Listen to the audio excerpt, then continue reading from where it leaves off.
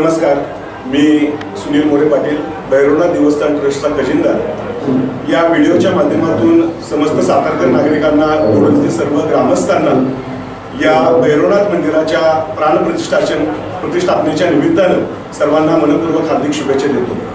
गोडोली गावचं आराध्य दैवत असलेलं हे ग्रामदैवत श्री भैरवनाथ या मंदिराचा जीर्णोद्धार गेल्या 7 वर्षापूर्वी सुरू झाला आणि हेमाडपंथी बांधकाम हे या मंदिराचं वैशिष्ट्य आहे। जवळपास 800 ते 1000 वर्ष आयुर्मान असेल अशा पद्धतीचं या मंदिराची रचना संपूर्ण काळ्या पाषाणामध्ये करण्यात आलेली आहे।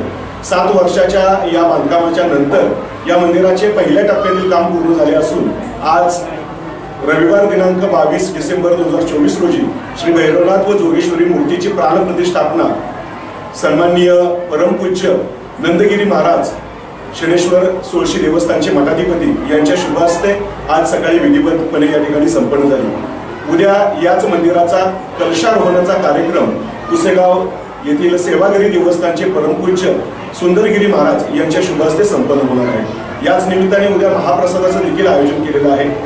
मंदिर परिसरामध्ये या निमित्तानं आकर्षक सजावट, विद्युत रोषणाई अशा सगळ्या गोष्टी होत असतानाच धार्मिक सांस्कृतिक कार्यक्रमांची रेलचेल देखील या निमित्तानं आपल्या सर्वांना अनुभवायला मिळणार आहे। हरिभक्त पारायण कुमारी कांचनताई शेळके यांचं सुश्राव्य कीर्तन अगदी काही थोड्या वेळातच या ठिकाणी मंदिर परिसरामध्ये सुरू होईल। उद्या कलशारोहणाच्या निमित्तानं ज्ञानसंगीत, भजनी मंडळ, त्याचप्रमाणे स्वर सह्याद्रीचा अशा या भक्तिगीतांच्या कार्यक्रमाचं आयोजन देखील या कार्यक्रमाच्या निमित्तानं केलेलं आहे।